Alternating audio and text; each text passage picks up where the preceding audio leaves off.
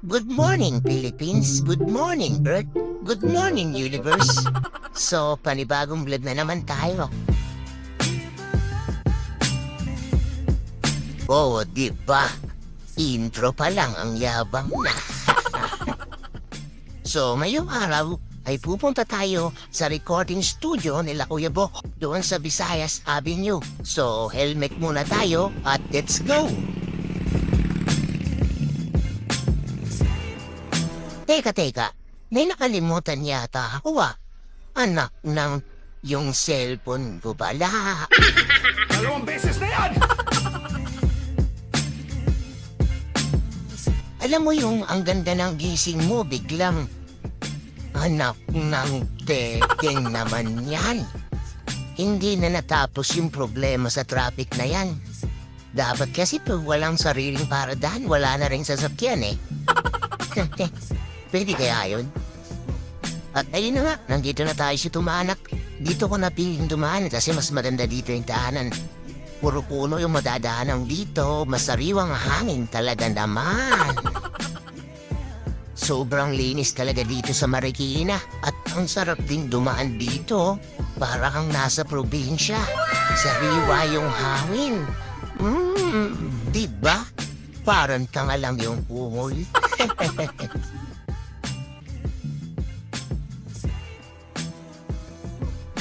At habang nagmamaneho nga ako, nakita ko yung sasakyan namin. Di ka pa nakakasakay dyan, no? Bitch, kid ka kasi.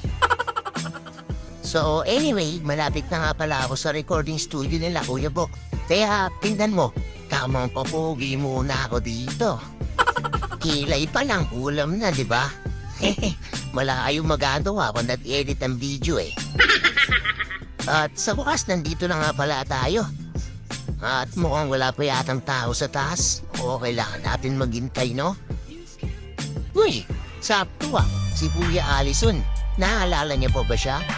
Yung TST ng QC at siya rin yung mag-mix ng kanta natin.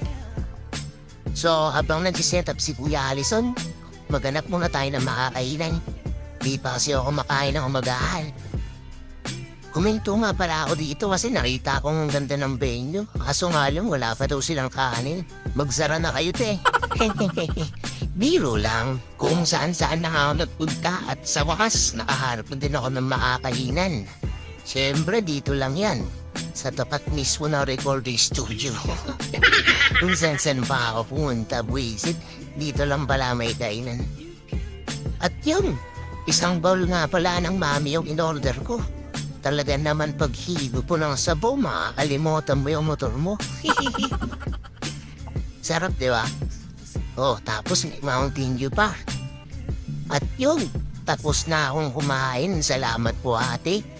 At yun, babalik na nga tayo sa studio nila Kuya Bok. At yun, nandito na nga pala ako. Kinakabahan ako kasi anong oras na ako nakabalik. Balita ko, masungit na mga opisyal na kasama namin. Naku po. Ito na nga, bubuksan ko na yung pintuan. Sana maganda yung bungad. Wow! Hindi na naman halatang masungit, ma'am. So, ayan, nandito na nga ako sa loob. Kumpleto na sila. At mukhang ako na lang talaga yung kulang. Kaya, tara. Samahan niyo ako sa loob. Tignan natin sino mga nandun. Ayun, si Miss Jean. Si Sir Himan. At si Ma'am Jack. Mukhang nagsisimula na yata sila. Tigas ng mukha ko, di ba? Direct-direct lang. Si Ma'am Jack ang mauna. Kaya Ma'am Jack, ipakita mo kung sino ka. Sumingin sa paligid, nagkakamangha. Baliw mo ang tulong, buksan ang buksan. Sa malayo. Minsan di mo napapansin, Tuloy lang mga. mabubuting pangyayari. Tingin sa mic. Tila may gusot ang mukha, Tingin sa ibang side. Pwede rin. sa negatibo nakatingin.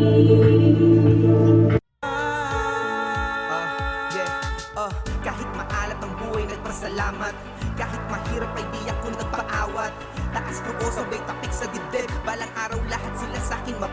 isip. Salamat sa mga araw na bagsak ako. Salamat sa mahigpit na pagkayakap nyo. Salamat sa lahat po ng pagpapala nyo. Salamat dahil kahit ganito ako, nandiyan kayo, di nyo ako pinabayaan. Kaya Sama-sama tayo, oh, oh, oh. Diwang ang Pasko, oh, oh, oh. Pusong nagpupugay, nagpapasalamat. dahil lahat kanyang ibinigay. Oo, diba? Binisik lang nila, ma'am. May panibagong kanta na naman po tayong nagawa. So, yun nga po, hindi lang kami kabilis nakapag-record. Kaya, magpapaalam na ulit yung Galakuyang PST. You know. At kay Kuya Bok, salamat po sa oras na nilaan nyo. Thank you. Salamat ulit sa Blaster Studio. At uuwi na kami sa kanya-kanyang bahay namin para makapagpahinga dahil kahit pahala napagod din kami. Mag-iingat po tayo sa ating mga pag-uwi, Sir Ma'am. Sa susunod po ulit. So, paano na? Baklasan na. Dahil malayo-layo pa yung lalakbayin ko. Ang sarap talagang dumaan sa lugar na to. Nakaka-relax. Tapos sasalbayan mo pa ng magandang music. Ay, naku. Parang ang sarap na lang ulit bumalik sa pagkabata. Yung walang problema, walang mayaman, walang mahirap. Kaya kung ikaw na nakikinig nito, lagi mo lang tatandaan na ang buhay ay parang gulong. Minsan nasa ibabaw, minsan naman nasa vulcanizing shop. At yun lang, sana nag-enjoy kayo sa video na to. Salamat sa lahat ng nanonood. Paalam!